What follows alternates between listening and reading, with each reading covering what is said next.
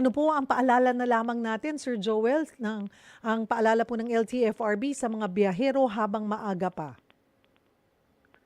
Katulad doon ng mga nakaraan, ano, ang mga napapansin natin, yung mga kababayan natin na umuwi na biglaan, ano po ay tanuhin po yung ating pong pagbiyahe, lalo na itong ganitong mga okasyon, at makapag-book sila ng maaga sa kanilang biyahe. Kasi because of the technology, marami na po pamamaraan ngayon na online booking o nagkakaroon na po ng mga technology ginagamit ng ating mga bus company.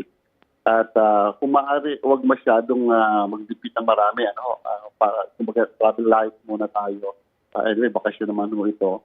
At hindi masyadong maraming bibigyan para hindi siya sa mga bus terminal, hindi siya masyadong sisipin.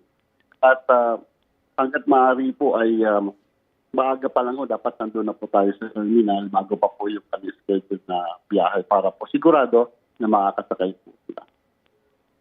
Marami pong salamat sa inyong oras, Sir Joel Bolano, ang Chief ng Technical Division ng LTFRB.